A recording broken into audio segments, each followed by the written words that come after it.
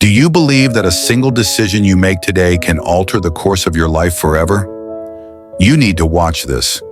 History often remembers outcomes, but the Bible reminds us that history is not always changed by crowds or power.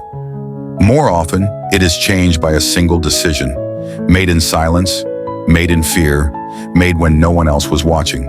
There are moments in the Bible when time itself seems to pause, not because God is uncertain, but because a human heart is choosing one decision. That is all it takes. Abraham knew this moment. He had waited years for the promise of a son, years of hoping, years of wondering if God had forgotten him.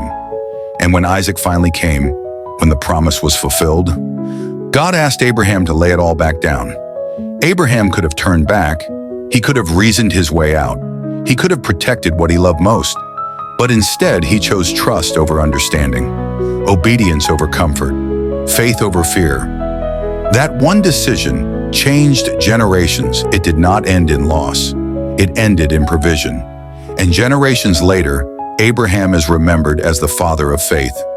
History shifted, not because Abraham was strong, but because he was willing. Then there was Esther. She was a young woman placed in a palace she did not choose, living under laws that could end her life with a single mistake. Her people were marked for destruction. The danger was real, and silence would have kept her safe. She had a choice: stay quiet and survive, or speak and risk everything. Esther understood something powerful in that moment, that safety is not the same as purpose. When she stepped forward, she did not know how the king would respond. She only knew that obedience was worth the risk.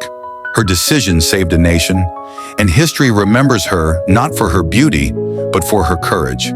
Then there was David, a shepherd boy, overlooked, unarmed, standing before a giant trained for war. Everyone else saw impossibility. David saw opportunity. He could have stayed back like the others. He could have believed the voices telling him he was too small, too young, too weak. But David made a decision to step forward. He chose faith over fear, trust over intimidation, and with that step, the future of Israel changed forever. These stories are not about perfect people. They are about decisive moments. Moments when obedience felt costly, when faith felt dangerous, when turning back would have been easier. God does not force these moments. He invites them. He places choices before ordinary people and allows history to hinge on their response. Because God does not need many to move the world. He needs one. History is still being written today, not just in nations, but in homes, in families, in quiet decisions no one else sees. There are moments in your life that feel small, conversations you hesitate to have, steps you feel afraid to take, callings you keep postponing. They may not feel historic, but neither did Abraham's walk up the mountain. Neither did Esther's step into the throne room.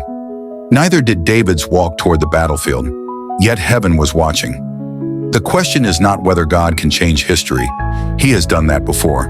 The question is whether you will recognize the moment when your decision matters. Because sometimes one choice made in faith can alter the course of history for good.